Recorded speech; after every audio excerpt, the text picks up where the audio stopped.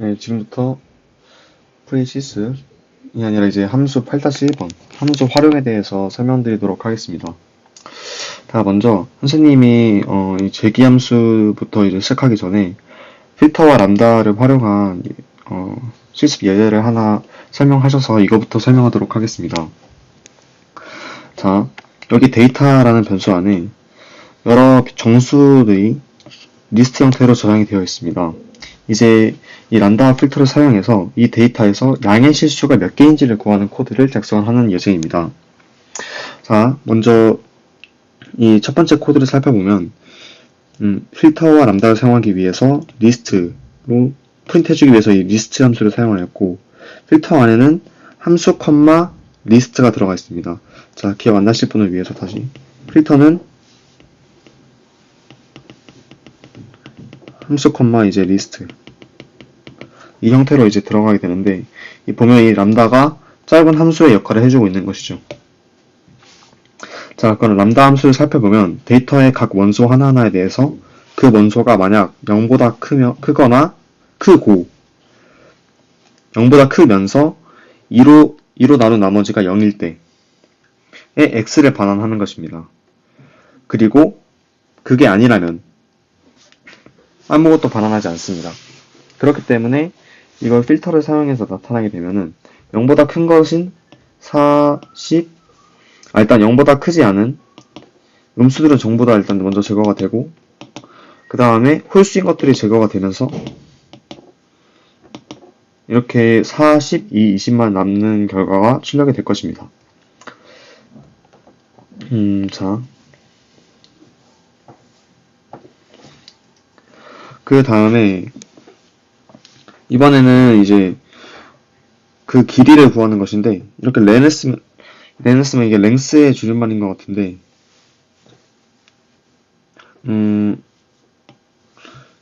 이거 나타내면 이제 같은 결과가 뜨겠죠. 하지만 이제 다른 방법을 쓰는 것입니다.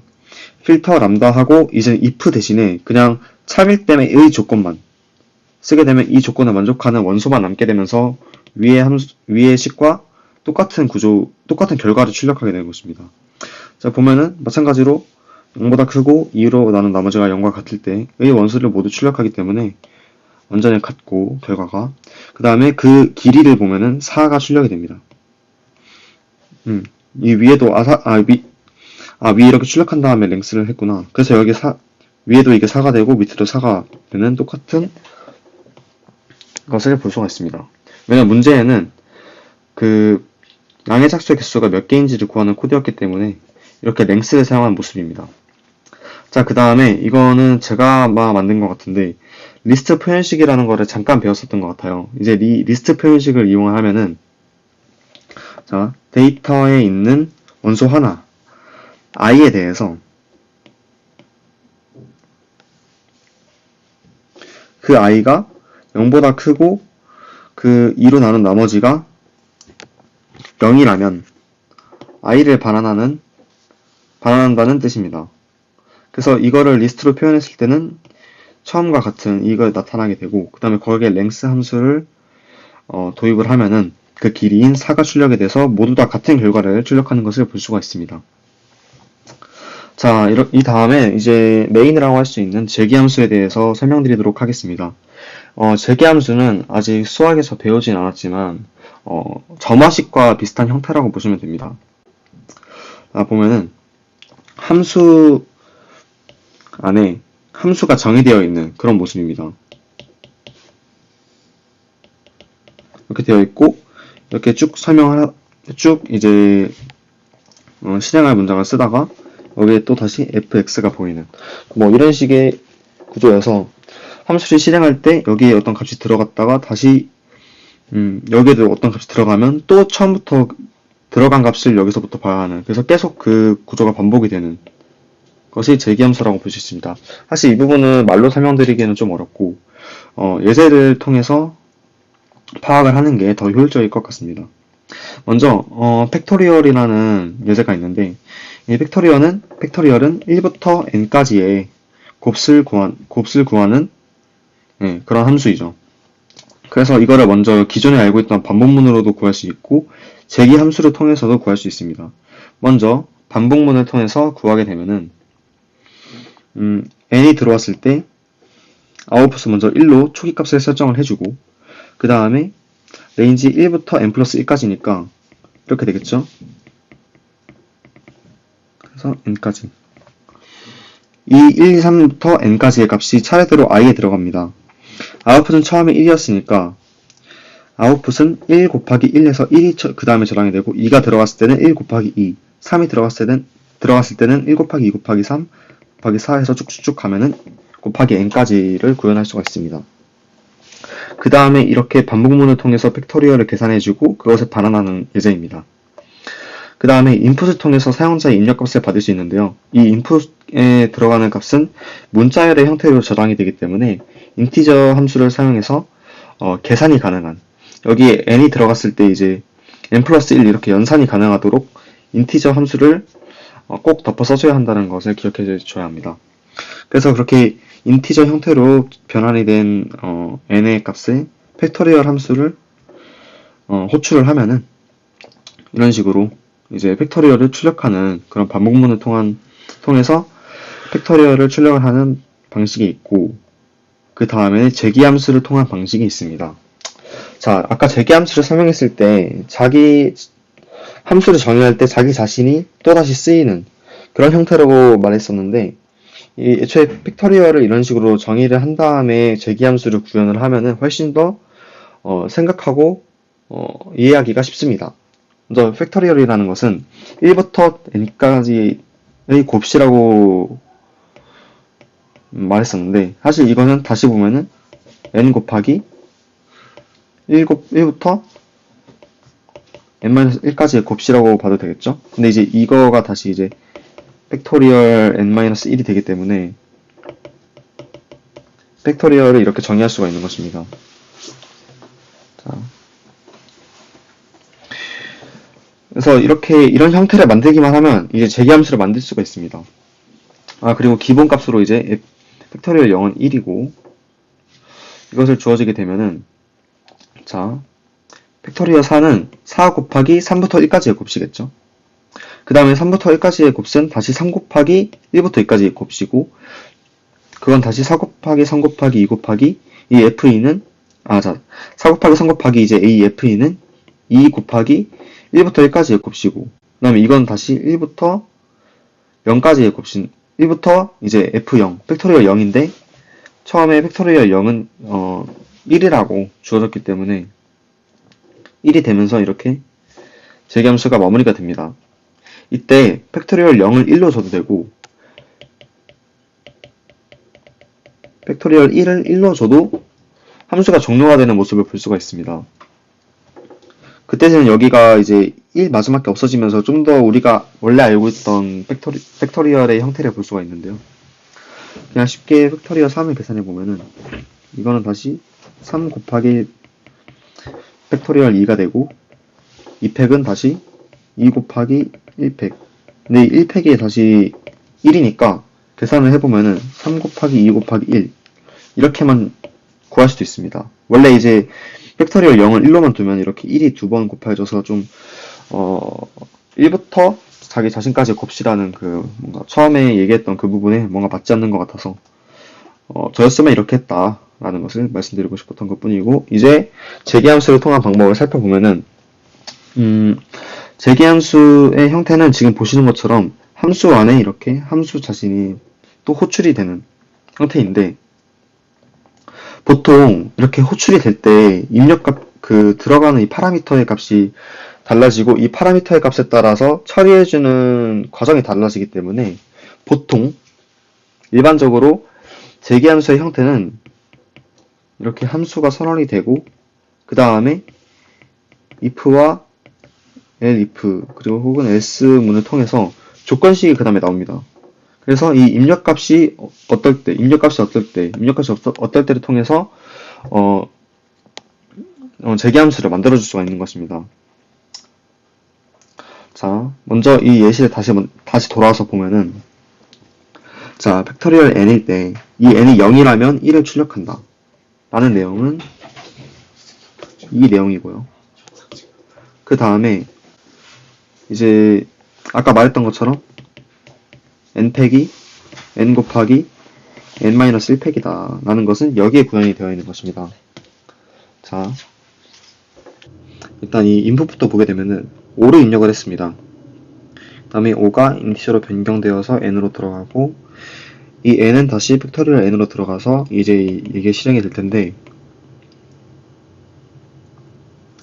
자 보면은 n에 5가 들어갔습니다.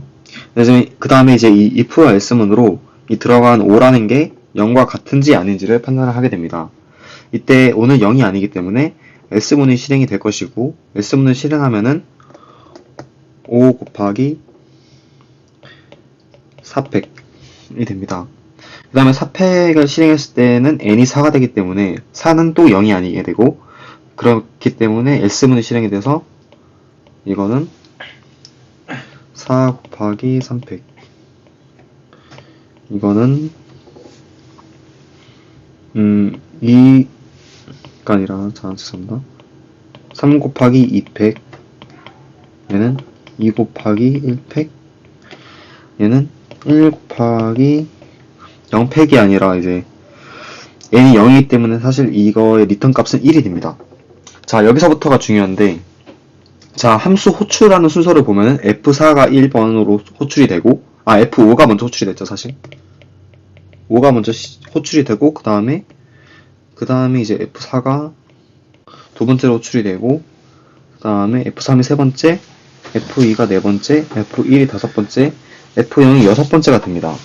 호출되는 순서는 이렇게지만, 리턴되는 순서를 잘 보시면, 1이 먼저 리턴이 돼서 F0을 1이랑 치환이 될 것이고, 그 다음에 1 곱하기 1이 계산된 F1이 다시 1로 치환이 될 것이고, 2 곱하기 1로 계산된 F2가 리턴이 돼가지고 이게 2로 치환이 되고, 그 다음에 3 곱하기 2인 6이 이제 F3이랑 치환이 돼서, 그러니까 여기 이때 이 치환되는 과정은 이 리턴이라 보시면 됩니다. 그러니까 n-1이 리턴이 되면은 함수 fn이 실행된 여기 문장에서 여기가 이렇게 치환이 되겠죠, 이 부분이. 자, 보면 이게 계산된 24가 이제 F4로 리턴이 되겠죠. 네. 그 다음에 리턴된 F4와 5의 곱을 한 122, 다시 처음에 프린트 문 안에 여기로 리턴이 될 것입니다. 이게 이제 여기로 오는 것이죠. 출력된 내용을 보시면 이렇게 계산, 이 복잡한 과정이 이런 식으로 나타내는 것을 볼 수가 있습니다. 다음엔 제가 말한 호출 메모리 모식도입니다. 처음에 호출 반환 이렇게 되면 좀 복잡한데, 이 팩토리얼 예제 이거를 제가 끌고 와서 보여드리도록 하겠습니다. 사실 아까 방금 설명한 내용이 이 내용입니다. 자, 여기로 가져오게 되면 이 내용을 정확하게 볼 수가 있는데, 자, F5가 먼저 이렇게 호출이 돼서 F5를 이제 정의할 때 보면은 이제 if가 있었고 이제 else가 있었잖아요. else 안에 이제 팩토리얼 4가 실행이 될 것입니다. 그 다음에 이제 팩토리얼 4를 실행하기 전까지 팩토리얼 4의 값은 모르기 때문에 아직 리턴이 안 돼요. 호출만 됩니다. 그렇게 되면 4 안에는 또 F3이 있을 것이고, 그렇게 쭉 가다 보면 5, 4, 3, 2, 1 이런 식으로 호출은 먼저 이렇게 될 것입니다. 이렇게 호출이 쭉 되다가 if 문에서 설정한 if 문에서 n은 0이라면 이렇게 실행이 됐기 때문에 팩토리얼 0까지 호출이 되겠죠.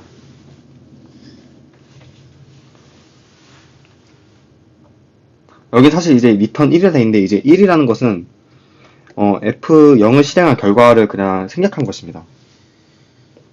자, 그러면 실제 보시면 우리는 이렇게 그 실행한 결과를 이렇게 나타내면, 그 F1이라는 것을 이제 넣었을 때 1 곱하기 F0, 그 다음에 이제 F0은 이제 if문으로 정의했듯이 1이 됐기 때문에 이걸 이렇게 나타낸 것이고, 실제로는 F0까지는 가는 것입니다. 자, 그 다음에 이제 반환, 메모리 모식도를 보시면은 가장 먼저 반환되는 것은 이 0입니다. 왜냐면은 반환하는 그 값을 정해주는 게 if문인데, if문에서 정의한 게 0이기 때문에 당연히 0부터 반환이 되겠죠. 그 다음에 0과 여러 가지 계산을 통해서 F1이 반환이 되고, F2가 반환이 되고, F3이 반환이 되고, F4가 반환이 되고, 그 다음에 마지막으로 F5가 반환이 되는 것입니다. 사실 이건 처음에 봤을 때 그렇게 쉽게 이해할 수 없을지도 모릅니다. 그렇기 때문에 이 재기함수는 찬찬히 자기가 파이썬 인터프리터 같은 것처럼, 파이썬 그 컴파일러 같은 것처럼 자기가 이 코드 한 줄 한 줄을 해석해 보면서 이런 식으로 구조를 그려가면서 보시면은 더 쉽게 구조를 파악하고 재기함수를 이해할 수가 있습니다. 그 다음에 원래 먼저 재기함수의 조건과 문제점을 설명했어야 하지만 김석희쌤 수업의 순서를 따라서 지금 이제 재기함수의 조건을 설명드리도록 하겠습니다. 자, 아까 보시면은 재기함수는 함수를 선언을 할 때 함수 안에 자기 자신을 호출해야 한다고 말했었는데 그 내용이 여기 들어가 있는 것이고, 그 다음에 무한 루프가 되면 안 된다라는 말이 있습니다. 사실 생각해보면 재기함수 안에는 재기함수가 있고 또 그 재기함수를 호출하기 위해서는 또 그 안에 재기함수에 들어갈 것이고, 그렇기 때문에 그냥 무한히 반복될 수도 있는 구조입니다. 그러나 재기함수가 되기 위해서는 그렇게 무한히 반복돼서는 안 되고 이렇게 if문을 통해서 리턴을 할 수 있는 값을 만들어줘야 합니다. 여기서는 이 if문을 통해서 무한 반복을 막은 것입니다. 만약에 if문이 없었다면은 계속 쭉쭉쭉 들어가서 팩토리얼 이제 마이너스 뭐 이렇게 출력이 되겠죠. 거의 무한까지 갈 것입니다. 그래서 무한 루프를 피할 수 있는 방법으로 이제 조건문을 통해서 그렇게 처리를 해줘야 합니다. 자, 그 다음 재기함수의 문제점은 시스템 거부화가 된다는 것인데, 이것은 여러 가지 반복문을 계속해서 처리하기 때문에 시스템에 거부가 걸린다는 것입니다. 즉, 그러니까 반복이 많다는 뜻이에요. 재기함수의 문제점은. 이 반복이 많다는 문제는 피보나치 수열 예제를 통해서 이따가 자세히 설명드리도록 하겠습니다. 그 다음에 재기함수의 장점으로는 이제 반복문을 사용하지 못할 때 사용하면 좋고, 좀 더 이제 구조적으로도 좀 뭐랄까 더 보기에 편하다고 그러니까 이 재기함수가 익숙해지면은 이 재기함수 이게 훨씬 더 뭔가 깔끔해 보이고, 그런 게 장점이라고 할 수 있어요. 그냥 여러 가지 반복 중에 하나라고 생각하시면 되겠습니다. 자, 그 다음에는 이제 피보나치 수열 예제를 보겠습니다. 피보나치 수열은 그냥 결과부터 말하면 피보나치 함수를 이제 fx라고 했을 때, fn이라고 했을 때 fn은 fn-1 더하기 fn-2입니다. 네. 그냥 이 정의가 이제 피보나치 수열의 정의예요. 전에 두 개 것을 더한 게 그 다음 게 된다.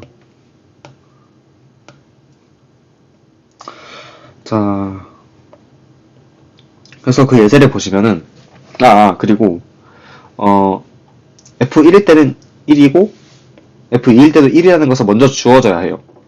이 두 가지 값이 먼저 주어져야 하는 이유는 여기 이 정의에서 볼 수 있듯이 먼저 앞에 두 개께 정의가 되어야 그 다음 것을 계산할 수 있기 때문입니다. 자, 방금 전에 풀었던 그 팩토리얼 문제에서는 함수에서 자기 함수 한 개만 불러오죠. 그 전에 거 한 개만 불러오기 때문에 if문 하나면은 그 함수를 맞힐 수가 있었습니다. 그러나 이제 피보나치 수열과 같이 이제 함수 안에 자기 함수가 두 번 호출이 되는 경우, 그런 경우에는 이제 초기 값을 두 개 설정해야 한다는 것을 명심하면 좋겠습니다. 네. 그 다음에 이제 피보나치 수열 예제를 보면은, 이거는 이제 그림을 그려서 하는 게 훨씬 이해하기가 쉬운데, 문제를 풀 때도 이렇게 그림을 그리면서 하면은 쉽게 재기함수를 이해할 수가 있습니다. 자, 먼저 피보나치 수열을 1부터 5까지죠. 5까지 실행한 결과인데, 우리는 일단 5만 한번 보겠습니다. 가장 복잡하기도 하고, 이제 피보나치를 간단히 줄여서 F라고 할게요. 간단하게. F5를 하면은, 자, 1이 일단 아니고 2도 아니기 때문에 이제 S문이 실행이 되겠죠. S문은 두 개로 나뉩니다. 먼저 처음에 fn-1인 F4가 실행이 되고, 그 다음에 3이 실행이 될 것입니다. 4가 실행된 다음에 F3이 실행이 됩니다. 근데 이 F4라는 것은 다시 4가 또 1과 2가 아니기 때문에 3, 2가 실행될 것입니다. 다음에 3은 다시 F2, F1 이게 실행이 되고 F2는 리턴이 2고 리턴이 1이고 F1도 리턴이 1이고 이렇게 되겠죠.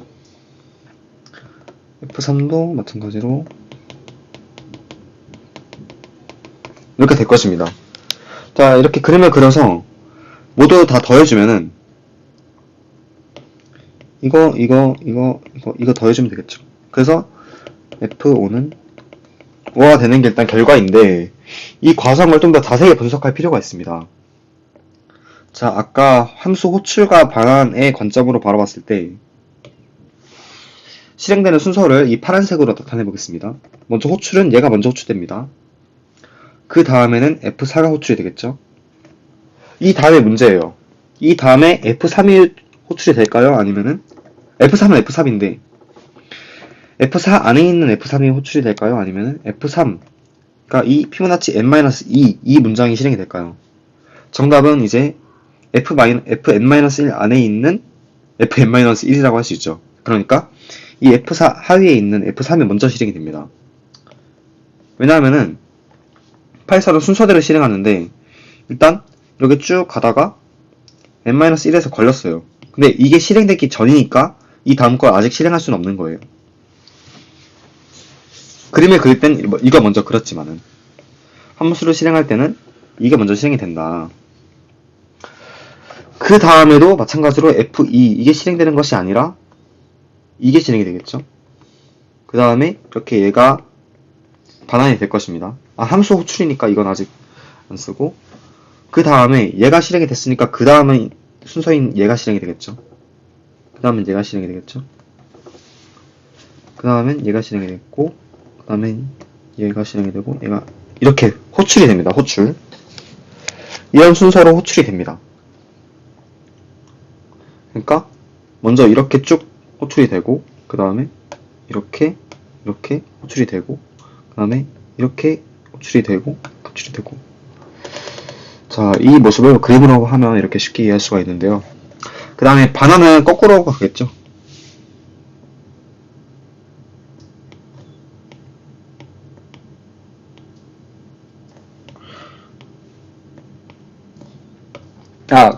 완전히 거꾸로는 아닙니다. 자, 가장 먼저 반환되는 것은 이 2입니다. 2가 먼저 반환이 돼야 2가 끝나고 얘를 실행할 수 있는 것이겠죠, 이렇게. 자, 얘가 먼저 반환이 되고, 그 다음에 얘가 반환이 되고, 얘가 반환이 되고, 이렇게 반환이 되고, 이렇게 해서 이쪽 F4가 끝난 다음에서야 F3이 호출이 되고, 그 다음에 반환되는 순서는 거꾸로. 얘가 반환이 되고, 얘가 반환이 돼서 얘네 두 개를 합쳐서 얘가 반환이 되겠죠. 네, 그 다음에 이렇게 9. 네, 이렇게 반환되는 모습을 보이게 됩니다. 자, 그럼 이 순서가 맞는지를 한번 확인을 해 볼 수가 이걸로 확인할 수가 있나? 자, 잠시만요. 자, 프린트가 여기서 실행이 되고 이거는 호출을 볼 수가 있겠네요. 호출된 순서. 자, 10을 구하면 이렇게 되겠죠. 8, 7 그러니까 호출 순서만 간단하게 제가 빠르게 그려보겠습니다. 자, 위에 이거랑 같은 구조예요. 먼저 이렇게 쭉 호출이 되고 그 다음에 이렇게 호출되고 이렇게 호출되고 이런 구조거든요. 자, 한번 보여드리겠습니다. 실제로 이렇게 호출이 되는지. 먼저 10이 호출이 될 것이고 그 다음에 9가 호출이 되고 8이 호출이 되고 7이 호출이 되고 쭉 가서 1까지 호출이 될 것입니다. 그 다음에 1 옆에 있던 2가 호출이 될 것이고 그 다음에 옆에 있던 3에서 2, 1 이렇게 호출이 되고 이렇게 쭉 갈 것입니다. 처음만 보면은 10, 9, 8, 7, 6, 5, 4, 3, 2, 1까지 호출이 되고 그 다음에 2가 호출이 되고 그 다음에 3이 호출이 돼서 1이 구해지고 이렇게 볼 수가 있어요. 쭉 가면 또 이렇게 여기 있는 부분들도 다 구할 수가 있겠죠. 근데 지금 보시면 아시겠지만 엄청나게 계산이 많아요. 지금 보면 딱 봐도 엄청 많아요. 피보나치 10을 계산하기 위해서. 그런 이유가 뭐냐면은 여기서 보시면 아시겠지만 F3을 여기서 먼저 구했겠죠. 리턴이 얘가 3번이니까 여기서 먼저 F3을 구했어요. 그런데 여덟 번째 단계에서 여기서 또 한 번 더 호출하죠. 그러니까 이미 답을 우리는 알고 있었는데 또 같은 방법으로 구하는 거예요. 그렇기 때문에 이제 과정이 엄청나게 복잡해집니다. 그래서 이렇게 재기함수는 반복이 엄청나게 많이 되고 이 숫자가 커지면 커질수록 그 반복되는 양은 더 많아지겠죠. 그래서 이걸 해결하기 위한 방법이 바로 메모화입니다.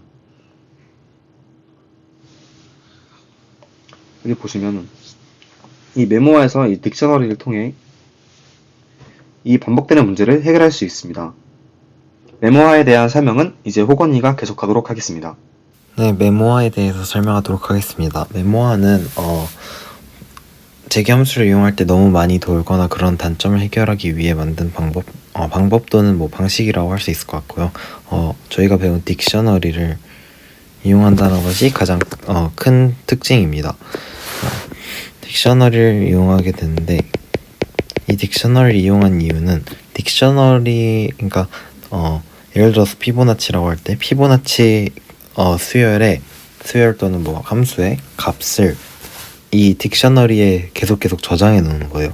이렇게 저장을 해 놓으면 뭐가 좋냐면 나중에 호출을 할 때 그 여러 가지 막 이런 가지의 과정을 거치지 않고 그 딕셔너리 안에서 그냥 이 값이 있으면 가져오고 없으면 새로 추가해주고 이 과정만 해주게 되니까 2배 정도 더, 뭐 2배인지는 모르겠지만 어쨌든 뭐 엄청 빨리 더 될 수 있습니다.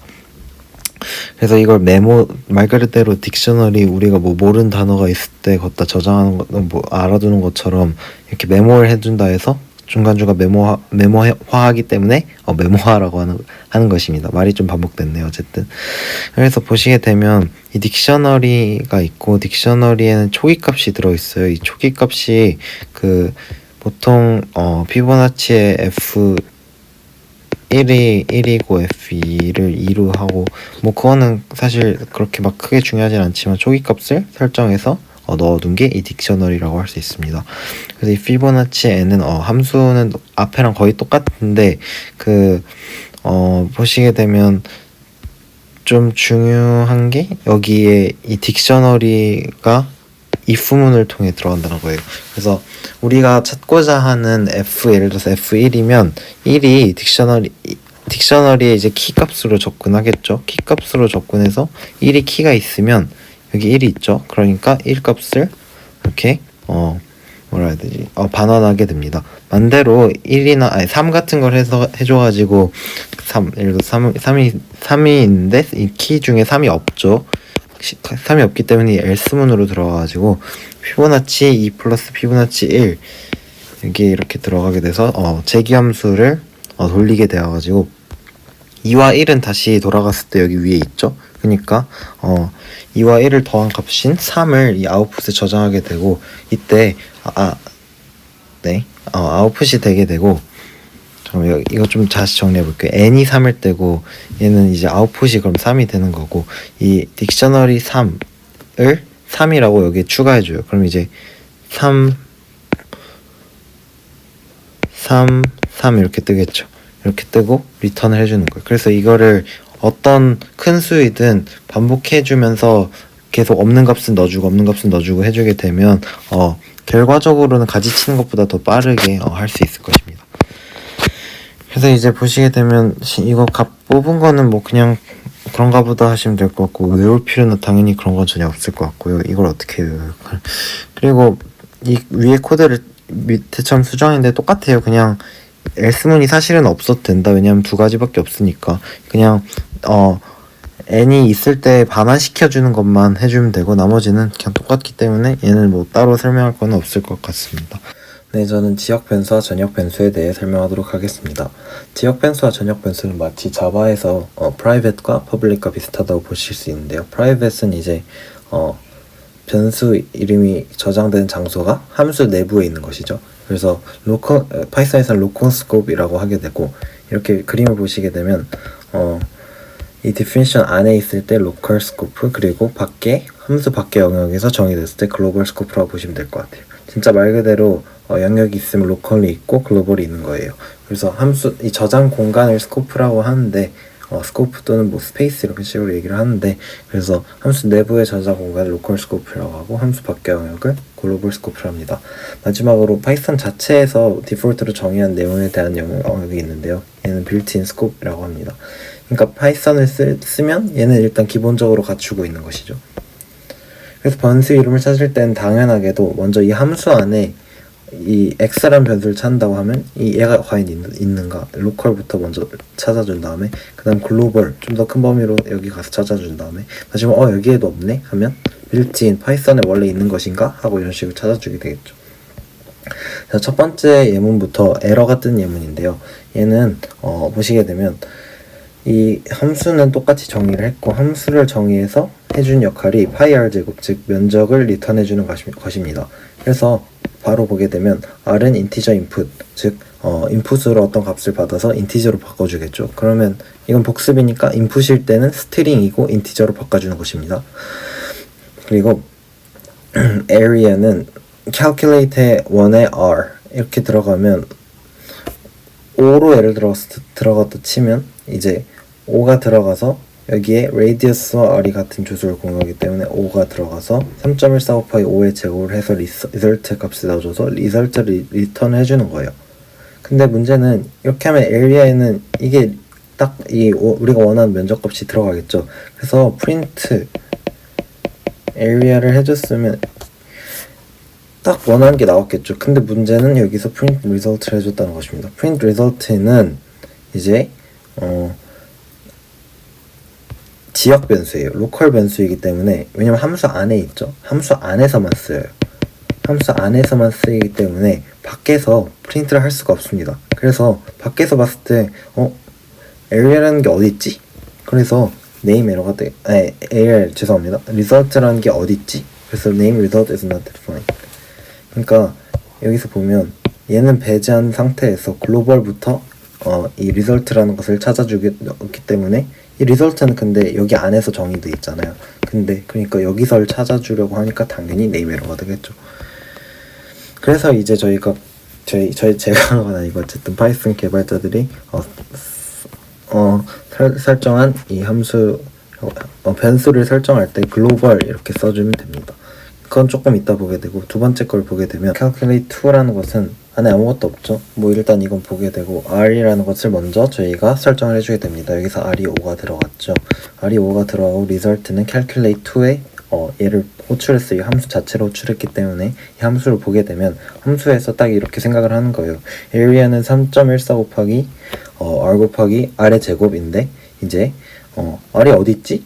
r이 어디 있어서 여기에 앞에 뭐 r이 5라고 뭐 이런 식으로 정의되어 있는 게 있나 싶어서 함수 내부를 이제 막 뒤져봤어요. 근데 없죠. 그래서 이제 여기 찾는 규칙에 따라서 글로벌로 넘어간 거예요. 글로벌 넘어서 함수 블록 밖으로 나가가지고 찾아보니까 r이 5네. r이 5구나. 그래서 3.14 곱하기 5의 제곱을 해서 area 값에 들어간 다음에 이거를 리턴해줘서 프린트를 해주게 되면 78.5가 뜨게 됩니다. 세 번째 걸 보게 되시면 이제 calculate 3인데 얘는 조금 중요하다고 해야 되나? 그럴 것 같습니다. 왜냐면 이제 글로벌의 특징을 좀 알아볼 수 있기 때문에 다음 거와 잘 비교해서 알아두시면 좋을 것 같아요. 이제 r을 여기부터 먼저 보게 되면 r이 5를 예를 들어서 넣었다고 하면 여기 5가 들어가서 area에 3.14 곱하기 5의 제곱이 이렇게 들어가겠죠. 그래서 리턴을 해주는데 문제는 이제 뭐냐면 none을 리턴을 해줘요. none을 리턴을 해주기 때문에 프린트 했을 때 none을 프린트하게 돼요. 자, 이제 보시게 되면 radius와 area가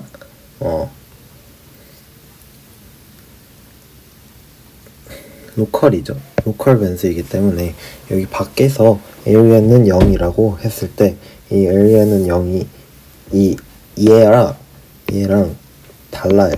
다르기 때문에 얘를 0으로 초기화시키려고 한 건데 사실 0으로 초기화시켜도 뭐가 안 돼요. 뭐가 안 되기 때문에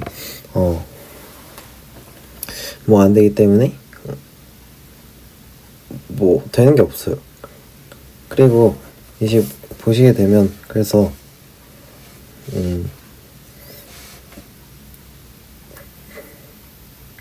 원래라면 얘가 죄송합니다. 얘가 여기로 오기를 원한 건데 얘가 리턴이 제대로 되지 않았기 때문에 넌을 출력하게 됩니다.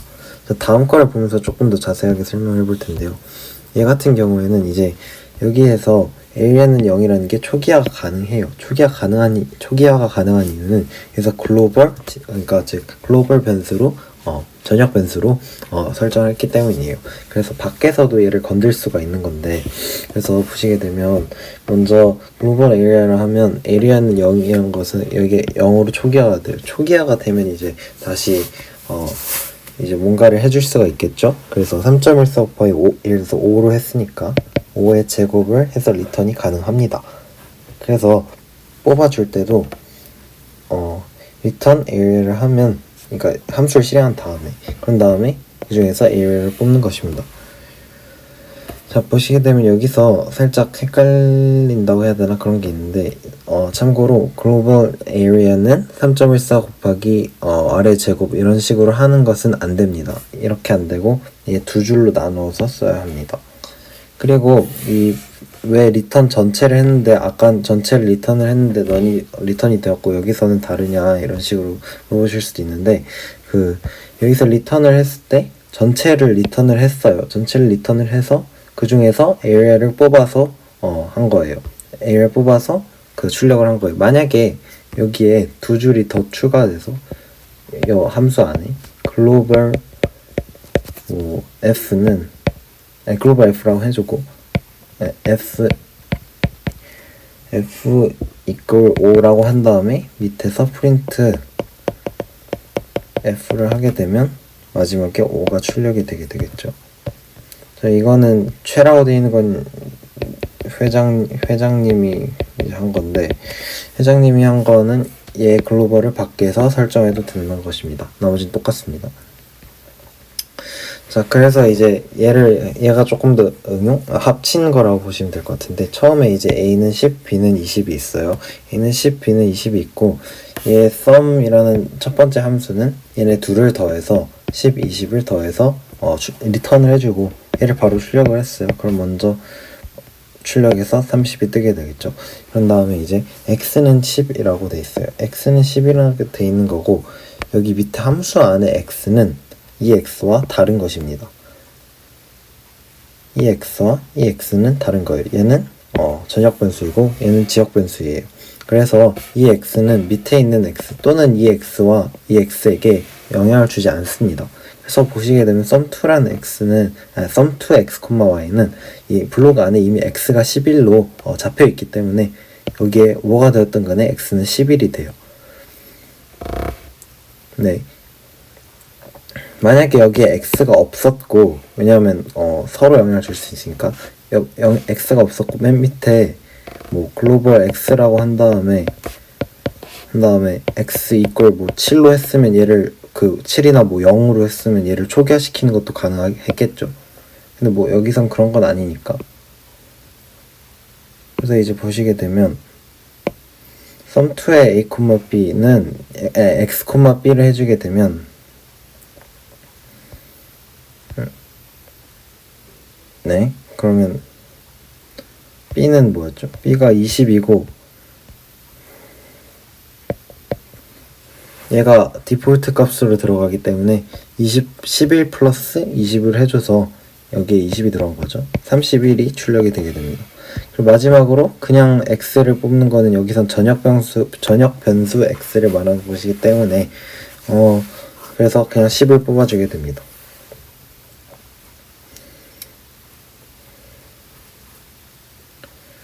네, 그 다음에 보시게 되면 x는 1, definition function a는 return a plus x인데요. x는 1인데 여기서 x가 어떤 것이냐 이게 좀 중요할 것 같아요. 여기서 첫 번째 함수에서는 펑션 1을 이제 뽑아줄 때 a가 1이 들어간 거죠.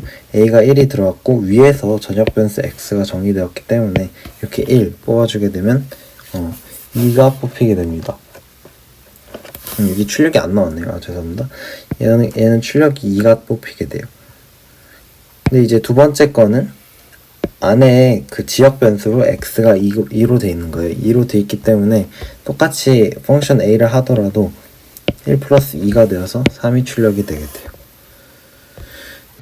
자, 다음은 실습에 대한 설명을 하도록 하겠습니다. 이 실습 부분이 구조와 아까 이제 저번에 봤던 피보나치 수열 같은 경우에는 그림으로 그리기가 굉장히 쉬운 문제였는데, 이번 리스트 평탄화 예제 같은 경우에는 그림을 그리기에도 좀 어렵고, 단순히 보기에도 굉장히 길어서 천천히 오랫동안 좀 아까 말했던 것처럼 자기가 파이썬 인터프리터가 된 것처럼 해석을 해야 좀 편한 그런 부분이 되겠습니다. 자, 일단 리스트 평탄화가 뭐냐 하면은 이제 리스트 안에 리스트가 이렇게 급나게 준첩이 된 이런 구조가 있을 때 이 안에 있는 원소만 골라서 하나의 리스트로 만든다. 이걸 그냥 비유적으로 평탄화라고 말하는 것 같습니다. 네, 여기 보이죠? 리스트 평탄화는 중첩된 리스트가 있을 때 중첩을 모두 제거하고 풀어서 1차원 리스트를 만드는 것을 의미한다. 이 함수를 이제 만드는데 재기함수로 만들 수가 있는 것이죠. 자,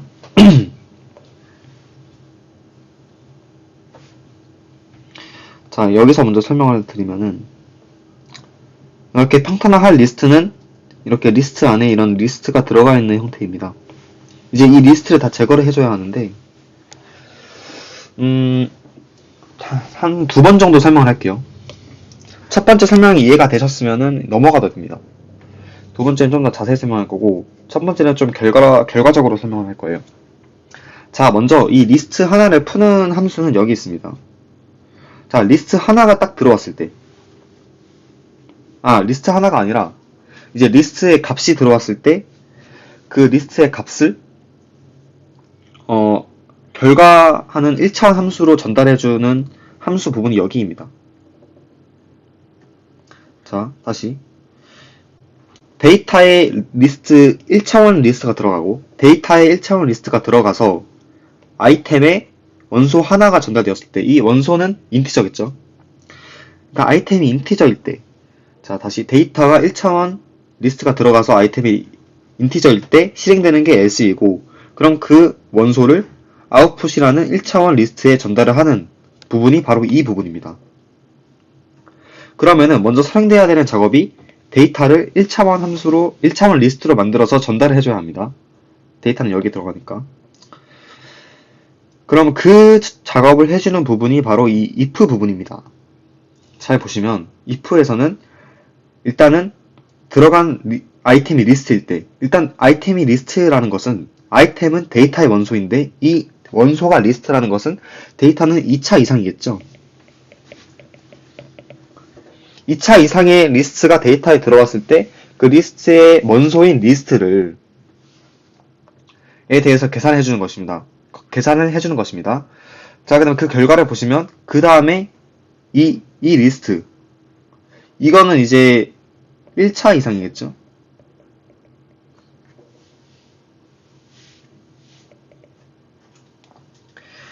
(1차) 이상인 이 아이템 리스트를 다시 플래튼 함수로 재계함수 호출을 합니다. 그럼 이제 이 1차 이상인, 예를 들어 데이터가 3차고 아이템이 2차였다 하면은 이 아이템이 플래튼에 다시 들어가기 때문에 이 2차가 다시 데이터로 들어와서 아이템이 1차가 들어가게 되고, 1차인 아이템이 다시 플래튼에 들어간 다음에 그 1차가 데이터로 왔기 때문에 아이템에는 인티저가 될 것이고, 그때서야 S가 실행이 되겠죠.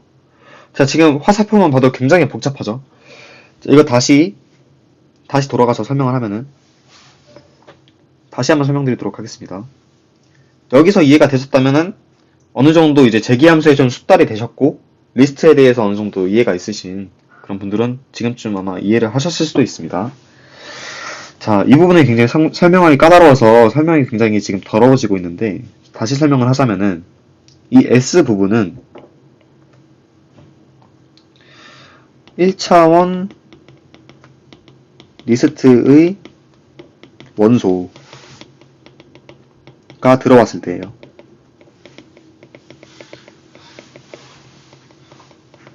이때 무엇을 실행하냐? 그 원소를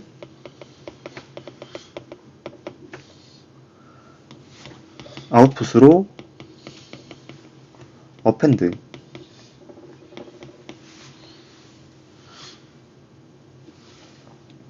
그 다음 이 if문의 역할은 무엇이냐? 2차 이상의 리스트, 이게 데이터죠.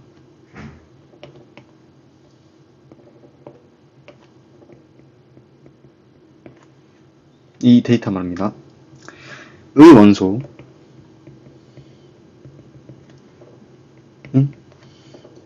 1차 이상의 리스트. 자, 다시 이 1차원 리스트라는 것은 여기서 데이터가 될 것이고, 이 원소는 아이템이 될 것입니다. 자, 2차 이상의 리스트 데이터라는 그 리스트가 들어왔을 때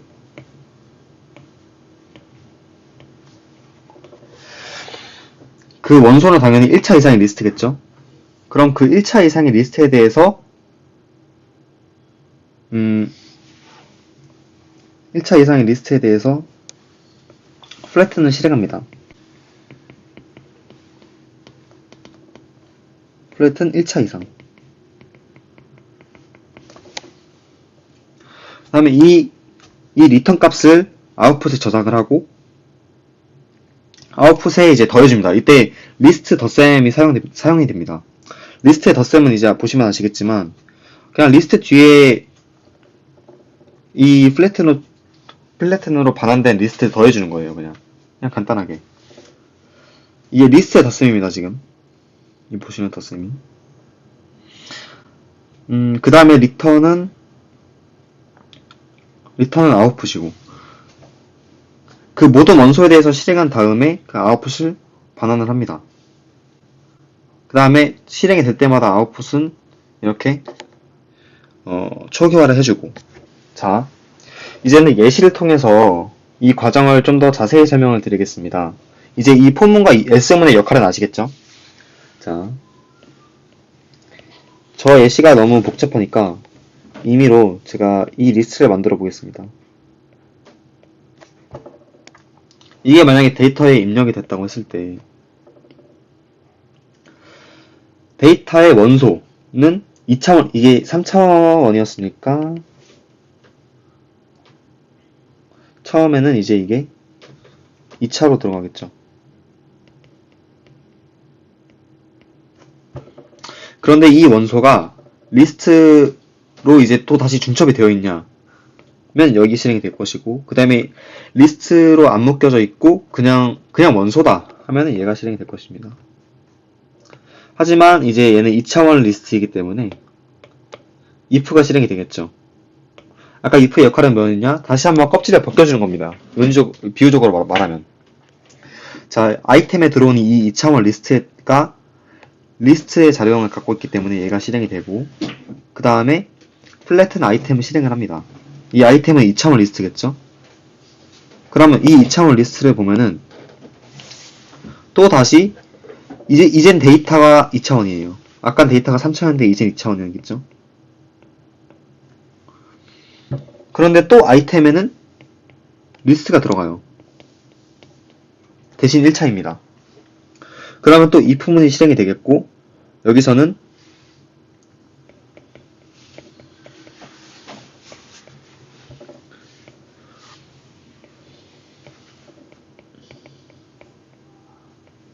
이게 실행이 될 것입니다.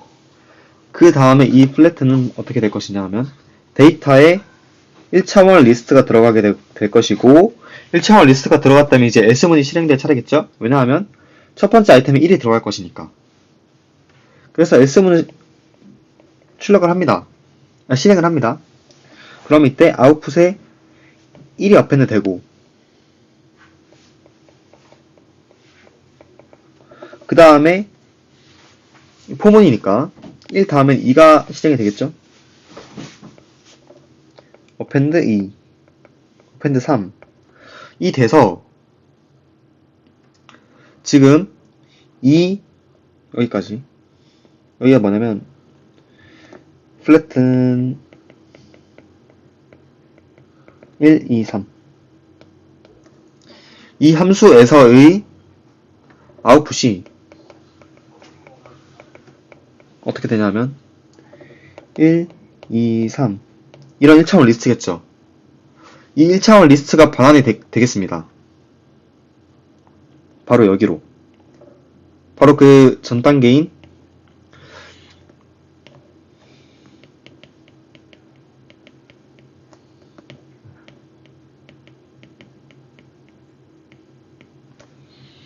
이 함수의 이 단계로 여기가 이제 들어가겠죠. 그러면 여기서도 아웃풋이 빈 리스트였으니까 빈 리스트에다가 이 1, 2, 3을 더하면 그냥 1, 2, 3이 되겠죠.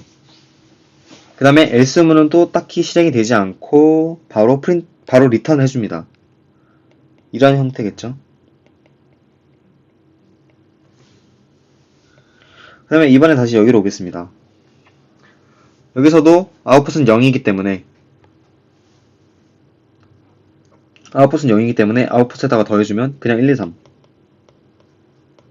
대신 1차원 리스트겠죠.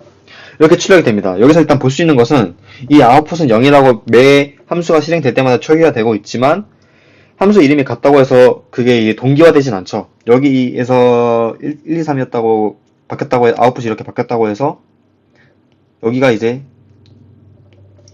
이 다음 함수에서 아웃풋이 바뀌진 않습니다. 마지막에 이 플러스는 해줘야 바뀌어요. 왜냐하면 이 지역에서만 사용되는 지역 변수이고 이 지역에서만 사용되는 지역 변수였고 그 다음에 이 지역에서만 사용되는 지역 변수였기 때문이에요.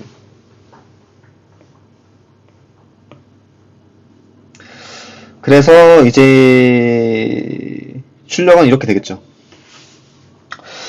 그러면은 이제 선생님이 정하신 리스트인 이거를 제가 한번 해주겠지만 제 설명을 듣기 전에 한번 본인이 생각을 한번 해보는 것도 재계함수를 이해하는 데 도움이 될 것입니다. 그래도 제가 한번 실행을 해볼게요. 제가 스스로 파이썬 인터프리터가 된다는 생각을 가지고 자, 처음에 데이터에 이 원본 리스트가 들어가게 되겠죠. 이게 데이터가 되겠죠. 그 다음에 첫 번째 아이템이 이제 1, 2, 3이 돼요. 1, 2, 3은 이렇게 1차원 리스트입니다. 이렇게 들어가는 1차원 리스트가 리스트이기 때문에 if문이 실행이 될 것이고 그 다음에는 플래튼 아이템 플래튼 1차원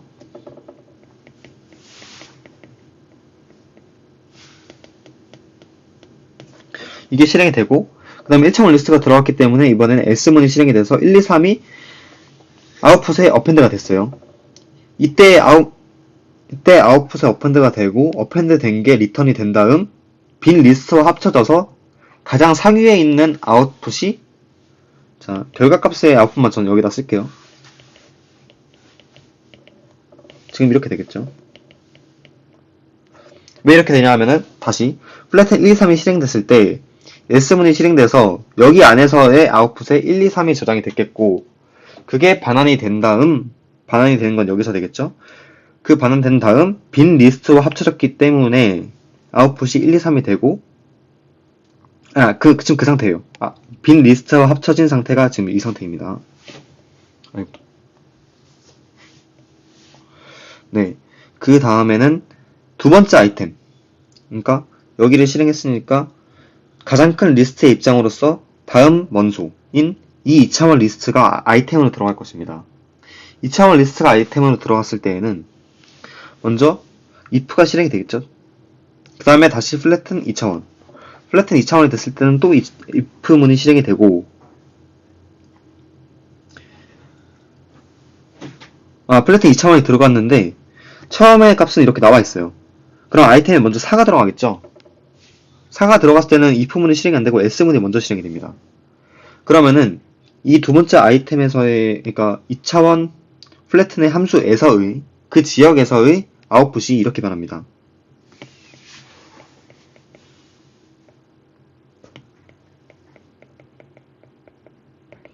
처음에 이제 4가 들어가고, 그 다음엔 1차원 리스트이기 때문에 아이템에 1차원 리스트가 들어가서 if문이 실행이 됩니다. if문에 1차원 리스트가 들어가서 플래튼 1차원이 실행이 되고, 플래튼 1차원은 아이템에 각 그냥 인티저의 원소가 들어가기 때문에 else문이 실행이 돼서 그 1차원 리스트의 아웃풋에서는 556이 되고, 이 556이라는 것이 2차원 리스트 플래튼 실행했던 것에 여기로 반환이 되면서 아웃풋과 합쳐집니다. 이때 아웃풋은 그냥 4 하나만 있는 리스트였겠죠. 4 하나만 있는 리스트에 5, 6이 합쳐지니까 5,6 이렇게 닫게 되겠죠. 끝났으니까 다음 원소가 없으니까. 이렇게 만들어진 아웃풋이 다시 가장 상위에 있는 플래튼으로 리턴이 되고, 그것이 다시 1, 2, 3이 있는 원래 그 기존의 아웃풋과 합쳐져서 4, 5, 6이 추가가 될 것입니다. 그 다음에는 리스트가 아니라 그냥 7이에요. 그러면은 이게 실행이 되겠죠. else문이 실행이 돼서 단순히 그냥 7이 append 되고, 그 다음 리스트는 1차원 리스트는 마찬가지로 if문에 들어가서 플래튼이 실행된 다음 8, 9가 아이템으로 들어가서 s가 실행이 됐기 때문에 1차원 리스트 플래튼에서 8, 9라는 아웃풋 리스트가 만들어질 것이고, 그 아웃풋 리스트가 다시 가장 상위의 플래튼으로 반환이 돼서 더해지면 8, 9까지 더해져서 1, 2, 3, 4, 5, 6, 7, 8, 9까지 평탄화가 되는 모습을 볼 수가 있습니다. 그 과정이 다 여기 이거예요. 이 과정이에요. 이걸 말로 풀어 쓴 게 방금까지 제가 한 설명이고, 그 결과값은 이렇게 출력이 되는 것을 볼 수가 있습니다. 이렇게 파이썬 재기함수 실습까지 모두 끝냈고, 다음 투표입니다. 네, 튜플에 대해 설명하도록 하겠습니다. 먼저 튜플은 보통 괄호 안에 자료형을 콤마와 함께 넣어가지고 표현을 하게 되는데, 하지만 꼭 콤마를 그 소괄호를 같이 쓸 필요는 없고, 그리고 튜플의 중요한 특징 중 하나가 내부 요소의 값이 업데이트, 즉 변경이 불가능하다는 것입니다. 네, 먼저 성질은 말씀드린 것 같이 변경이 불가능한 거고요, 기본적으로. 그리고 여러 가지 성질이 있는데, 그에 앞서 리스트의 성질에 대해서 잠깐 설명해 보자면, 리스트에 이렇게 대괄호 273 이렇게 돼 있으면 얘는 이 리스트 즉 요소가 하나인 리스트입니다. 하지만 똑같이 소괄호에도 273 이렇게 넣으면 얘는 튜플 아닌가 하실 수 있는데, 얘는 튜플은 아니고요, 그냥 괄호 안에 있는 숫자입니다. 그래서 부연 설명을 보시게 되면 얘의 타입을 뽑아보게 되면 인티저인 것을 알 수 있습니다. 그래서 이제 튜플을 넣어주려면 이렇게 조금 보기 불편하긴 하지만 273, 이렇게 해줘서 튜플을 만들어줘야 됩니다. 그래서 보시면 되면 B를 이렇게 설정하고 타입 B를 해보면 튜플이 출력되는 것을 알 수 있습니다. 네, 그리고 튜플도 마찬가지로 출력을 간단하게 할 수 있는데요, 리스트와 똑같이 리스트를 출력하는 것은 이제 뭐 쉽다고 보면 될 것 같고, 이 튜플에 C, D 돼 있으면 여기에 C가 할당이 되고 D가 20에 할당되는 걸 알 수 있습니다. 자, 이제 괄호가 아까 없어도 된다고 얘기했는데 그걸 잠깐 살펴보도록 하겠습니다. 이제 튜플 테스트는 10, 20, 30, 40이고, 여기 보시면 괄호가 끝에 없는 걸 알 수 있습니다. 얘를 뽑아주게 되면 이렇게 뽑을 때 자동으로 이렇게 괄호가 나와서 뽑게 되고, 만약에 이게 시험 문제로 나오면 뭐 이런 간단한 문제를 다음에 출력값은 하고 괄호가 있는 게 보기에 있고 괄호가 없는 게 보기에 있겠죠. 그럼 뭐 이런 거 이제 아셨으니 맞출 거라고 믿습니다. 네. 그리고 얘 타입은 당연히 튜플이에요. 제가 말씀드린 것처럼 괄호가 없이 튜플을 설정할 수 있기 때문입니다. 튜플도 똑같이 인덱싱과 슬라이싱 이런 것이 가능한데요, 튜플 테스트에 1을 하게 되면 1번째 그러니까 1번째 인덱스니까 여기 0, 1이죠. 그래서 20이 뽑히게 됩니다. 하지만 말씀드린 것처럼 얘가 제일 중요한 것 같은데요, 튜플은 업데이트가 되지 않기 때문에 이렇게 할당하는 것은 불가능합니다. 그래서 타입 에러가 뜹니다. 이거 왠지 에러 이게 나올 것 같으니까 타입 에러입니다. Tuple object does not support item assignment. 타입 에러. 네. 보시게 되면 결국은 튜플이 좌변에 와서 어사인이 안 된다는 것인데요, 왜 그러냐면 튜플은 업데이트가 되지 않기 때문입니다. 이제 조금 응용한 건데, 얘는 간단하게 10, 20, 30이라는 튜플이 있는 것이고, 얘를 뽑고 해준 거니까 뭐 차례대로 보게 되면,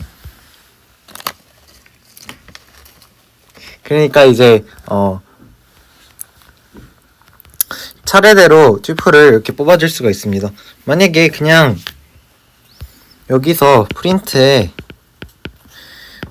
A, B 그냥 이렇게 돼 있었으면 얘는 프린트문 안에 A와 B를 그냥 뽑은 것이기 때문에 이게 10, 20 이렇게 뜨겠죠. 하지만 여기서는 안에 튜플을 또 넣어주었기 때문에 10, 20이 튜플 형식으로 떠서 나오게 됩니다. 얘도 뭐 똑같고, 그리고 네, 얘는 뭐 마지막에 그렇게 막 중요한 건 없는 것 같고요. 그리고 변수의 값을 교환은 할 수가 있는데 업데이트는 안 되지만, 그러니까 이미 있는 걸 바꾸는 건 안 되겠지만 이렇게 값을 교환하는 건 가능합니다. 사실 이거는 1학기 때도 한번 몇 번 본 적이 있을 텐데요. 그냥 A는 B가 되고 B는 A가 되는 이 과정을 그냥 한 번에 하나의 줄에 표현한 것이라고 보시면 되는데요. 그러니까 A, B는 B, A 마치 진짜 순서상처럼 B, A 해서 A는 B가 되고 B는 A가 되는 이렇게 교환하는 것은 가능하게 됩니다. 그래서 보시게 되면 before에는 10, 21 이렇게 뜨겠죠. 그 다음에 after에는 서로 이렇게 값이 바뀌어서 20과 10이 뜨게 됩니다. 이 자작 퀴즈는 똑같고요. 그냥 BBC로 했으니까 20, 30 이렇게 뜨게 되겠죠. 이렇게 교환이 가능하다는 것입니다. 자, 이제 그리고 튜플과 함수인데요. 그 튜플, 함수의 리턴에 튜플을 사용하여 여러 개의 값을 리턴하고 할당할 수 있다. 뭐 그렇다고 보시면 되고, 여기 보시게 되면 definition에 swap x, y 이거 딱 보니까 x, y를 받아서 두 개를 교환시켜 준 다음에 튜플로 이렇게 리턴을 해주는 것입니다. 그래서 보시게 되면 여기에 이렇게 해도 되긴 하지만 굳이 괄호를 쓸 필요는 없기 때문에 y, x 이런 식으로 해도 됩니다. 그래서 swap 1, 1을 하게 되면 2, 1이 리턴이 돼서 출력이 됩니다. 이게 튜플의 장점을 보여주는 건데요. 튜플을 안 쓰게 된다면 이런 복잡한 과정을 거쳐서 이게 바꾸는 것을 해줘야 됩니다. 튜플이 없으면 먼저 x라는 것을 템플에다 넣어준 다음에 x는 y를 해준 다음에, 왜냐면 여기서 x는 y 한 다음에 바로 y는 x를 해버리면 x가 이미 y로 바뀐 상태이기 때문에 이게 아무 의미가 없어져요. 그래서 템이라는 것을 먼저 설정해서 x 값을 저장해줘야 돼요. 그래서 그 다음에 y를 템프로 바꿔줘야지 이게 완벽하게 됩니다. 네, 그리고 이거는 보시면 둘 다 뭐 이게 생략된 거죠. 근데 이제 생략된다고 생략되어도 상관없다고 말씀드렸고, A, B는 97, 40이고 A / B가 이게 무엇이냐면 정수 나누기, 즉 몫을 구하는 것입니다. A %B는 여기서 똑같이 넘어와서 나는 나머지죠. 그래서 90 나누기 40 하면 2가 되고 나머지는 17이 되게 되겠죠. 그리고 이제 division module 인 것 같은데 정확한 그건 모르겠어요. 어쨌든 맞는 것 같은데, 모드의 A, B는 튜플 형태로 마치 enumerate가 인덱스가 아니라 뭐 인덱스는 맞지만 어쨌든 0, 뭐 value 이런 식으로 리턴해주고 nick.keys 이런 것들이 그 튜플 형식으로 그 인덱스와 키와 그 이런 값들이나 이런 것을 반환해준 것처럼 얘도 목과 나머지를 리턴해주는 것이기 때문에 알아두시면 좋을 것 같습니다. 이렇게 하면 나중에 한 번 했을 때 편하겠죠. 2와 17이 여기 있죠. 이건 똑같이 그냥 2와 17을 뽑아주게 된 것입니다. 이제 저희가 만든 자작 퀴즈를 해설이 아니라 자작 퀴즈가 어떤 것인지 문제에 대한 설명을 해드리도록 하겠는데요. 이걸 사실 저희가 정보 수행평가를 보기 전에 퀴즈로 한번 풀어보면 좋겠다 싶어서 그 전날, 그 전전날이었나 어쨌든 올렸습니다. 그때 이 영상이 준비되지 못해서 좀 죄송스럽게 생각하고, 그래도 다행인지 불운인지 어쨌든 함수가 저희 수행에 나오지 않았죠. 그러니까 이제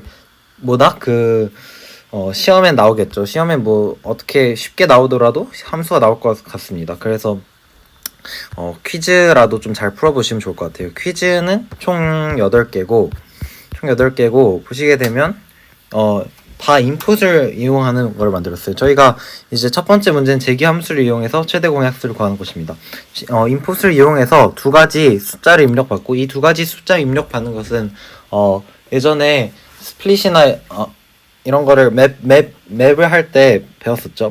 그래서 두 개를 입력을 받은 다음에 이 두 수의 최대 공약수를 출력하는 함수를 만들면 됩니다. 예를 들어서 최대 공약수니까 GCD라고 해볼까요? GCD에 뭐 x, y를 실행해주게 되면 데피니션 한 다음에 실행해줘서 이 두 개의 숫자를 넣어주게 된다면 얘 둘의 최대 공약수는 9죠. 그래서 9가 뽑히게 됩니다. 이런 코드를 만들라는 거예요. 그리고 카운트다운 문제는 똑같은데 재기 함수를 이용해서 입력 그러니까 인티저 인푸트 이런 걸 해가지고 5를 입력해주게 되면 출력은 5, 4, 3, 2, 1 이런 식으로. 이거 사실 자바에서 많이 봤죠. 윤태선 쌤이 처음에 냈던 문제가 5, 4, 3, 2 이런 거 출력하는 문제였어요. 최근에도 있었던 것 같고. 그리고 카운트다운 문제는 똑같은데 얘는 오름차순으로 1, 2, 3, 4, 5 이렇게 출력하는 거고. 이 outfinder와 primefinder는 제가 만든 건데 얘는 솔직히 재귀인데 저희가 좀 배운 재귀와는 조금 다르고 억지스러운 면도 있어서 가급적이면 1, 2, 3번을 먼저 푸시고 4, 5번은 시간이 날 때 푸시면 더 좋을 것 같아요. 얘는 나중에 그냥 저희가 답지 올려준 거에서 그 답을 참고해주고 이런 것도 있구나 정도로 알아두시면 될 것 같아요. 그러니까 주어진 범위, 그러니까 두 개의 범위를 이렇게 find에 이렇게 이런 함수를 호출하면 2에서 11 사이에 있는 홀수를 찾는 함수를 만들라는 거예요. 똑같이 prime finder인데 얘는 훨씬 어렵지만 얘는 프라임 넘버를 어떻게 구하는지 1학기 때 제일 거의 최종 보스급으로 어려웠던 게 있었죠. 그때 막 while true 하고 그 else false 막 이런 거 있었던 것 같은데 그거를 좀 응용해서 주어진 범위 내에 있는 소수를 모두 구하는 것이고 얘는 솔직히 재기를 안 써도 되긴 하지만 좀 억지스럽게 재기로 만든 것이기 때문에 한번 참고하시면 좋을 것 같아요. 그 6, 7, 8번은 이제 얘는 조금 이제 우리가 배우는 피보나치의 응용이라고 할 수 있는데 피보나치 수열이고 일단은 뭐 힌트를 드리자면 그리고 n개의 계단이 있고 한 번에 한 개 또는 두 개의 계단을 오를 수 있을 때 그 n개의 계단을 오르는 방법의 수는 몇 가지인지 그냥 진짜 n을 인티저 인풋을 이용해서 입력을 받고 그런 다음에 그러면 몇 가지 방법이 있지? 5개 이렇게 출력이 되도록 하는 프로그램 작성하시면 될 것 같고요. 이 sum problem은 팩토리얼과 매우 비슷하게 그냥 합을 출력하는 문제이고 마지막으로 이 하노이 탑 문제는 하노이 탑 잘 아시죠? 하노이 탑이 이제 한번 읽어보면 ABC의 3개의 축이 있는 하노이 탑이 있다. A 막대기에만 크기가 다른 n개의 원반이 크기 순서대로 쌓여있고 한 번에 한 개의 원반만 올릴 수 있고 큰 원반이 작은 원반 위에 올라갈 수 없을 때 모든 원반을 축시에 올리는 그 가지수를 출력하도록 하는 코드를 작성해요. 말 그대로 예를 들어서 4하면 출력 예시가 15니까 15가지 수가 나온다는 거고 이렇게 출력이 되도록 하는 코드를 작성하시면 좋을 것 같습니다. 네, 그럼 이만 오늘 영상 그러니까 8-1 함수 활용 8_1 함수 활용은 여기서 마치도록 하고 그리고 지금 구독자분들이 24명 그 정도 됐는데 정말 감사합니다. 그리고 안 하신 분들도 구독해 주시기 바랍니다. 예, 그 한 가지 좋은 소식이 뭐냐면 저희가 그 중간고사 때 정보 평균이 전체 평균에 비해서 8점이 높대요. 매우 좀 기분이 좋습니다. 뿌듯하고 현민이도 좀 많이 좋아하고 영상을 보신 것만으로도 정말 감사합니다.